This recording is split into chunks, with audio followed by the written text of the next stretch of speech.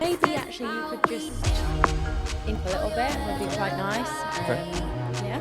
Yeah, Okay. so what, you want to just do that now? Yeah. You just I start think and then get into it? Yeah. Yeah, however you want to do it. Okay, wonderful. Cool. So, tell me, who the hell are you? Thanks, Amy. My name is Sravan Allopi. I'm a former army medic. I served in the British Army for 8 years. I now am practicing as a breathwork coach. I'm a Reiki master. I work with a whole array of people practicing breathwork, mindfulness, teaching them a system that I call the conscious integrated awareness. So that's like my primary role now. I suppose almost like a self-improvement advocate, primarily focusing on working with men, but I work with everyone on a broader scale. And alongside that, I also do videography and production as a passion. No wonder you were ill, man. Yeah. No yeah, wonder. I know. That's a big list of things that you're doing.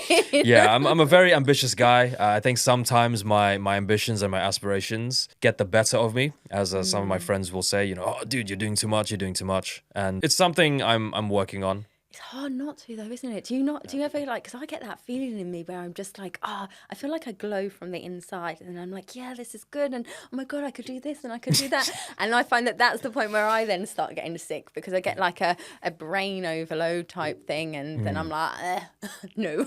Yeah, no, 100%. It's just like all that mental energy is just getting dispersed into the ether. Yeah. I will say this though, I am a lot better with it now, because I used to do a little bit of everything, and now over the years, with a lot of trial and error, I've learned to kind of dial it back and realize what I resonate with deeply. I think you can only get to that point after you've tried doing X, Y, and Z. Don't knock something until you've tried it. Have lived experiences, because only then you'll know whether something truly clicks with you. So that's my ethos and philosophy. Yeah, I'm the same, like definitely trial and error, because I'm, sometimes I look at myself and I feel like I'm a bit of a jack of all trades, but it would be so much nicer to just have one kind of focus, because then I feel like I'd be able to put more into it. I like the idea of doing like all these different things, but I think as you do go along, it does start to kind of narrow a little bit, and you start to have a better idea. And so how do you manage the having too much to do or doing too much? And like, obviously if you got sick recently as a result of it, so how have you learned to manage that over time, and what are the ways or the things that you do to make sure it doesn't happen or help it not happen? One thing I used to struggle with massively was just organizing my thoughts and organizing my, like, the amount of time that I allocate to things. I'm a very systems driven person, and I just think that that's just something that works for me personally. What I do now is it's gonna sound like so millennial, but like, I organize everything via my Google Calendar. So I literally time block things out now, and I find that the less that's going on in here, the more efficiently I can start to move and do things. So I use an application called Notion, which is like a writing planning system. There's loads of templates you can use to organize yourself. I have like a whole hub where I will basically, if I have an idea, I will write it all down there and just do a brain dump, because I'm a very Brain cerebral. dumps are the best, aren't they? 100%. Yeah. 100%. Because I'm a very cerebral person. So What do you mean by cerebral? so everything, I have a lot of ideas. I want to do a lot of different things, and it all just spins in here. And what happens then is I can then get mentally overwhelmed, right? It's like pretty much like overstimulation. I find that just by using something like a journal or some form of tracking app. It's just like helps. organising it, isn't it? Correct. And I feel like I've gone through so many different organisational platforms. My most recent one is an AI tool calendar called Motion, and literally I got it because I was like, AI, yeah, that's going to help it out. But have I spent the time to sit there and put all the information into it? No. So I think it's really about just finding what works for you, and it doesn't necessarily have to be something that's out there already. It could be something bespoke that you just kind of do. Then yeah, you're right, it just frees up your mind so much, doesn't it? Yeah, 100%. Yeah, I think the overwhelm it was a big one for me. Yeah. Just not, I think it's also the want. Like there's something in me where I'm just like, my goodness, I don't even know where it is that I'm trying to go or where I'm trying to get to, but I know I'm trying to get there, and I know I have to be doing all these things to help me try and get there. Yeah. Yeah. Well, like we were discussing earlier, it's like, when you first step into something, you step into the unknown. When you're trying to learn a new skill, or you know that you want to go in a certain pathway, you want to travel in a certain direction, with whether it's your career, your personal life, but you've never done it before. So logically, you don't have any evidence to sort of put some sort of proof to your claim. But the only way that you're going to get there is by trial and error. I know that there's a lot of stigma around the whole jack of all trades type of I guess archetype of people who want to work and explore. But I find that is actually one of the most creative spaces that you can go into, because you're constantly unlocking and discovering aspects to yourself that you may have never known. They may have been lying dormant, right? I think that the way that you sort of pool it all together. So post-military, I did a lot of different things. I looked at content creation because I always was fascinated by it. I watch a lot of YouTube. I've made friends with people who are content creators, and I thought that what they were doing was amazing, right? And this also ties into work aspirations, because I came from a very regimented background where everything was dictated to you by the numbers, by the timings, and there wasn't very much self-thought that was promoted, or Like even the originality type. Yeah, because at the end of the day, you're there for a purpose, and you're there to basically sort of like assimilate into the system. Is that why you kind of liked to go down the content creation? Because you could kind of like extrovert a part, I don't know if that's a real word, the part Yeah. of you, and like put it out there, and like Yeah, and there's different like fragments to a person's personality, and it's how it all kind of cohesively meshes together. So I wanted to learn about content creation so I could start expressing myself. I wanted to also document my journey from kind of like, well, coming out of the state of order, as I'd mentioned, falling into a period of chaos, because it was literally, I left during the global pandemic. yeah. And then I learned about there's so many different ways to do this. And on top of that, if you want to make this a business, there's so many other systems. And I also realized that you start to meet like-minded people, Yeah, it's so awesome, right? isn't it? I mean, that's how we met. I met Tom because I learned how to become a videographer and an editor. I've always been interested in podcasting. And so we've been doing our thing, and we met via the event. Yeah, and I do think it all kind of like, because the way I look at it is when you go into this realm of learning and growth, you don't know anything anymore. You're just stepping into this new world, and it kind of makes me think of this big, white, vast space, and you don't know if you're going to land on something or if you're going to fall. But then from that, you start having these connections and these moments that you couldn't really predict or plan out. It just happens, and then you end up creating something awesome. And it's just really, I think it's what I've realized is in this growth learning period, it's probably about like 98% difficult and sucky, but that 2% honestly makes me feel so much more gratitude, because the authenticity of it, and also the graph that I've gone through to get that 2%, I'm just like, yes. Yeah. Yeah. The fruits of your labor become that much sweeter, right? Can you repeat that again? Because I was a little bit distracted. Yeah, no the problem. fruits of your labours. Yeah, did you so say? when you're working on a project that I think this is another thing. When you're working on work or a project that you actually care about, the juice is that much sweeter when you get it, right? Yeah, 100%. And I think for me, so one of the reasons I wanted to start this podcast is because I think so many people don't see the potential that they could have. I think so many people lived in a capped space and mindset. And half of the struggle for me was getting to a point where I knew it was possible. I couldn't even envision it. It didn't even sit into my world. And it was almost like I had to then break through to then start seeing these bits. But so many people live like before that they haven't even got, I don't know, the ability to believe it's possible. So I personally found that like as soon as you have like that one tiny little moment where you can feel that growth, you're kind of doing it, just focusing on that and then building from that. And I think this is a great example of that. Like if I look at where I started in regards to my first podcast bits and where I am now, taking a look at that, it's just amazing. And I'm sure you've experienced a similar type of, like, even though like I think we all like to sit here and be like, oh, am I doing that great, or is it this amazing and whatnot? I know I do 24/7, but if we actually stay still for a moment and look at it, like we're actually doing it. Yeah. And that's freaking awesome. Yeah, 100%. I think, like, realistically speaking,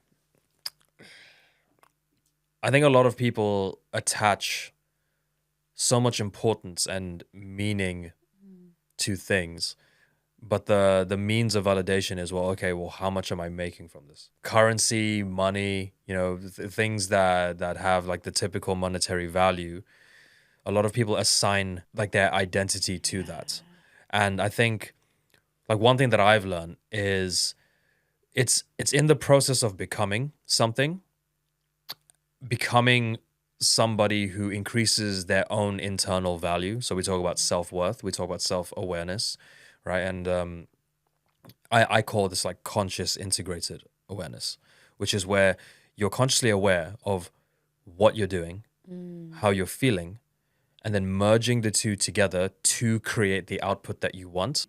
When you actually do that, if you look at any successful business person, athlete, anyone in that field, they intentionally worked towards a goal. They forged the path by knowing that they were going to go there, right? And I think that then increases the value, and then you reach a certain threshold where now in the public eye, the public domain, people see you for who you are, and then they want to work with you, or they want to hear your story. And then that's when the value as the wider world sort of denotes it to you. They start assigning, okay, yeah, this person is a valuable person because now they have a net worth of this, or because now you have sponsorships, you have brands, you have deals. And suddenly everybody's like, oh my God, this person is amazing. But what they don't see are the years that you put in behind the scenes when you were just learning a skill, when you were just refining, like the skill of podcasting, for example. Yeah, and I hear what you're saying, and especially when you talk about money and the value and worth that's put onto that, coming into this space, finding value in it. This is valuable right now. Like I was sitting there with my live video and I had 0 viewers. Do I care? No. And I don't care because of what you were saying previously in regards to the consciousness and the awareness. Like I've started to work it from the inside now. I think when you do that, I don't even think people understand. When you do that, you're literally a superhero. You are. You're literally a superhero because you can do anything and you can achieve anything. And that thought in itself is just such a vast thing to get your head around, because it's like, what? Can I? And I think as soon as you take away the money as a kind of source of validation. But to be fair, I do think money does create safety to a degree. Oh yeah, 100%. So that definitely does have value. I mean, I'm not like making loads of money, but I've got all the things I need. I've got a roof on my head, blessed to have a car. I'm sitting in this cool pod space right now. Yeah, I 100% agree with you. So my perception of money is quite unique, I would say. I look at it as like a spiritual currency, right? And so the more you develop yourself, you are able to accumulate this like energy. It flows, right? And with that, you are then able to start doing the things that you really want to do. You can start building meaningful projects. You can start to do things outside the realms of the confines of like the traditional working world, because you now are breaking through that cap. It's important, yeah, absolutely, because we live in a world that is dictated by, well, like binary, right? Numbers. Yeah. So we assign numerical figures to things to give it value, because that then signifies status or important. In order to get to that level, you need to have the awareness. You need to be aware of things outside of your internal, paradigm, your mindset, coming from military life, which was extremely regimented. It's literally a box, and you operate within the box. You don't step outside the boundaries, because it's all about routine, order, discipline, conforming to the norms, to their world. And then stepping into this creative space, realizing I am capable of picking up a camera, creating vlogs, of speaking to people from different walks of life, connecting with them, being able to enter a space with them to collaborate on something, to share ideas, to build a network. So do you feel like that you kind of lost that being in the military a little bit? Did it kind of, because you talk about it being quite regimented, and so do you feel like that took away something from you? Not necessarily took away, I just didn't know that I had it. I didn't. It was like hidden something. Yeah, I didn't know there was that side to me. I always knew that I was a talkative person. I've always been an extrovert, but how extroverted? Yeah, that I didn't know, because again, I was just in a space where you just followed the rules. I'm extremely grateful to the military and for all the time that I spent there, and I have the utmost respect for that line of work. It's a lifestyle. I learned skills there that have helped me come into this world to deal with things, to manage things. I reckon you probably get a lot more out of the military than you would schools, to be quite honest, in regards to what's the word I'm looking for? In regards to actually putting things into practice. There's a word for that, but I don't know what it is. Yeah, it's funny because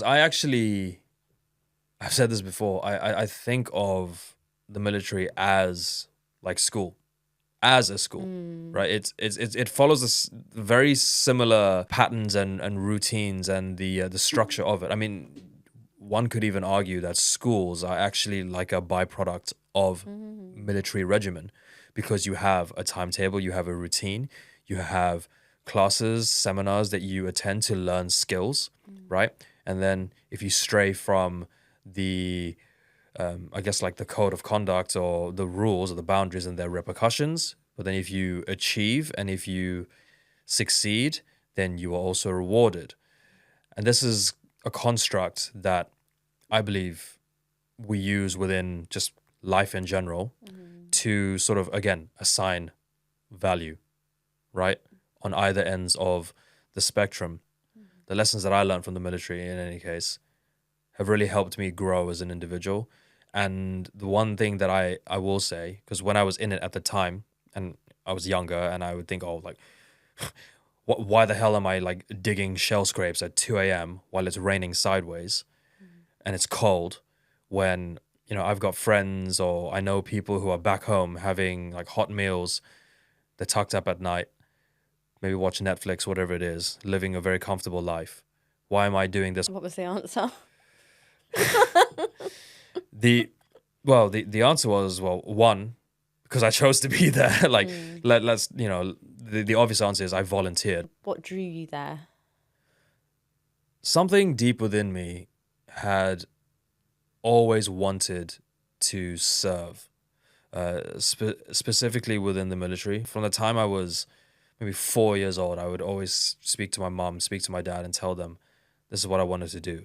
And, I guess parents, as they do, think that, oh, he's just a boy, whatever. Boys love, cars, guns, technology, gadgets, things like that, right? Yeah. He'd grow out of that phase. But I always felt that there was a part of my calling that told me, you need to be there. You need to be there. And somewhere deep down inside, I knew that I wouldn't be there for like the rest of my life. I wouldn't make it a lifelong career, but I would use that experience to pick up skills that I would take further on down in life. And so going back to why was I there? Well, the answer came back was because you need to be here. You know what? I can really relate to that. Sometimes you just, if you drop everything else around you, like all that life stuff and all the things and whatnot, sometimes you just get a feeling, don't you? And I've started to feel it recently, actually. And I think it's like just your intuition. Yeah. And I think if you follow that, you're golden. Yeah. Your body and like if we were talking about higher power and God and everything in regards to that, I do think there's these things at work that are putting things into order and to the way that it should be. So trust in that. Okay, nice. You got out of that, or not got out of that, you left. You decided that you wanted to go down the videography and content creation and now kind of podcasting. Yeah. Well, it's always interesting explaining this part of my life because it is quite literally just like not so much a roller coaster, but just I call it like weaving, right? Weaving between the different aspects of life. So what happened was after I left, I left during the lockdown. So there was literally no routine anywhere. And I've coined this term, which I call navigating entropy, but I have no idea what that means. So entropy is like a state of chaos, right? And it's a very, for me, it's a very, I think it's very apt because in life, if we think about it, we experience a lot more lows and downs and obstacles and resistance than we do the highs, the victories, the wins. Would you not say that's just a state of mind, though? Well, yes, but that is what the mind is. Because the mind... Oh, because of the survival. Exactly. Yeah. The mind craves order, but if you give it too much order, we will start to look at ways to sabotage and rebel. Yeah. Exactly. It's like one of the biggest issues that a lot of people, myself included at times, have is staying consistent with routines, right? Routine is all about order. It's all about discipline. It's all about structure. But then when we have too much order, we start to... I'm pushing too many buttons right now. That's okay. Is this still working? Hello? Yeah. Yeah. Because one says mic 1. Does yours on your screen say mic 2? No, so mic 1. So it's just recording the primary. So it won't be output. 2 separate ones. It'll be one audio file. And is my microphone close enough to my mouth? Yeah. Okay. I'd say so. Yeah, I'd say so. Usually like a fist's length. Okay, cool. Yeah. Perfect. So I'm so sorry. It's all good. So going back to how our minds work. One thing I've learned is like just with my mind is if I have too much routine, I look at ways to break that routine to, for the sake of being, let's be spontaneous. Let's do something outside the conventional norm. And while that sounds attractive and appealing, what we're actually doing is we're looking for ways to break out of that box. And so we are entering like a state of flow, but if you have too much flow, you get chaotic because now there's no routine, there's no order, there's no structure. And I'm sure, yourself and anyone in the audience that's listening to this can think of a handful of times at least where we have self-imposed routine or we've tried to, and then we break it by getting chaotic. A classic example, we're coming up to the end of the year, is look at the resolutioners for January, right? The first 2 weeks, everyone's going to be hitting the gym. And then after that, it gets boring, it gets dull, it's not sexy anymore because that motivation is